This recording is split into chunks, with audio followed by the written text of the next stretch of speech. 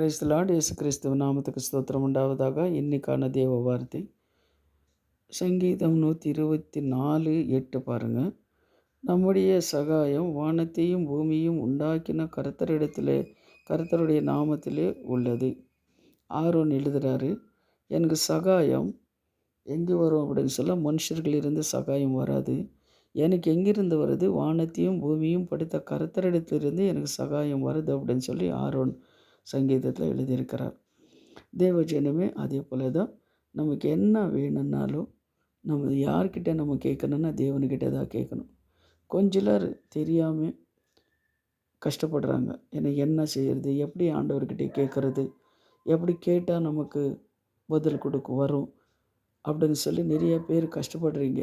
ஆனாலும் நான் என்ன சொல்கிறேன்னா, உங்களுக்கு என்ன காரியங்கள் இருந்தாலும் சரி, கடனோ வியாதியோ என்ன ஏதாவது நடுக்காமல் இருக்கிறதா, திருமணங்களுக்காகவோ என்ன காரியம் இருந்தாலும் சரி, வேலைக்காக சரி, ஆனால் நீங்கள் என்ன பண்ணுங்க, ஒரு நாள் உபவாசம் இருந்து ஆண்டவரை பாதத்தில் கேளுங்க.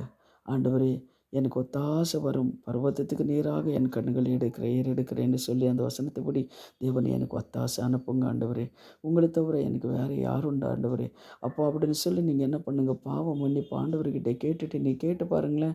தேவன் உங்களை கண்டிப்பாக அவர் ஒத்தாசை அனுப்புகிற தேவனாக இருக்கிறார். சங்கீதம் 121:2 பாருங்கள். வானத்தையும் பூமியும் உண்டாக்கின கர்த்தரிடத்திலிருந்து எனக்கு ஒத்தாசை வரும் அப்படின்னு சொல்லி தாவீது சொல்கிறார். அதுபோல தான் தேவஜனமே, நம்மளுக்கு ஒத்தாசை என்ன மனுஷனாலே வராது.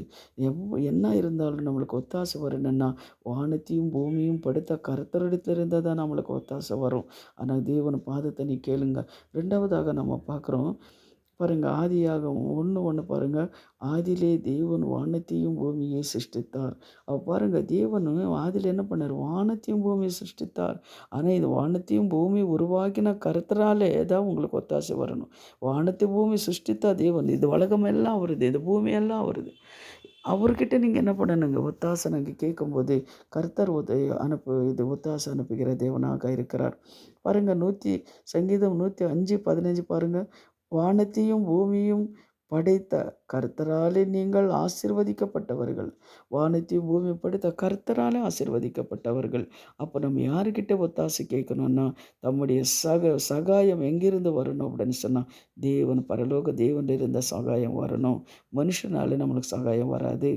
யார் இருந்தாலும் சரி நம்மளுக்கு சகாயம் வராது. நம்மளை உருவாக்கின தேவனுக்கிட்ட இருந்தால் சகாயம் வரும். ஆனால் நீங்கள் என்ன பண்ணுங்கள், ஒரே ஒரு நாள் உபவாசம் இருந்து நீங்கள் ஜெபித்து பாருங்களேன். அன்றைக்கி பாருங்கள், எவ்வளோ ஒரு அற்புதம் உங்களுக்கு நடக்கும் பாருங்கள். ஸ்தோத்திரம் ஆண்டவரே. இப்போ நம்ம ஜெபிக்கலாம். பரலோக பிதாவே, சர்வ வல்லமுள்ள தேவாதி தேவா, இந்த வார்த்தைகள் தேவன் கேட்குற ஒவ்வொரு பிள்ளைங்களுக்கும் கர்த்தாவே அப்பா சகாயம் வேணும். இந்த காரியம் எனக்கு நடக்க வேண்டும், இந்த கடன் எனக்கு தீர வேண்டும், இந்த வியாதி எனக்கு தீர வேண்டும், இந்த குடும்ப பிரச்சனைகள் எனக்கு தீர வேண்டும். எதற்காக ஜெபித்து கொண்டு இருக்கிறாங்களோ, ஊழியத்தில் கூட கர்த்தாவே பெருகாமல் இருக்கிறது அப்படின்னு சொல்லி ஜெபிக்கிற ஒவ்வொரு பிள்ளைங்களும் காரியங்களும் கர்த்தாவை நீ நிறைவேற்றி கொடுக்குற கிருபைக்காக நன்றி சுவாமி. தேவனுக்கு நன்றி அப்பா. உங்களை தவிர இந்த உலகத்தில் எங்களுக்கு வேறு யாருண்டுன்னு சொல்லி தகப்பனே பிள்ளைங்களை கேட்கும்போது நீர் விடுதலை கொடுங்க. இயேசுவின் நாமத்தில் ஜெபிக்கிறோம் பிதாவே, ஆமென். God bless you. கர்த்தர் உங்களை ஆசீர்வதிப்பார்.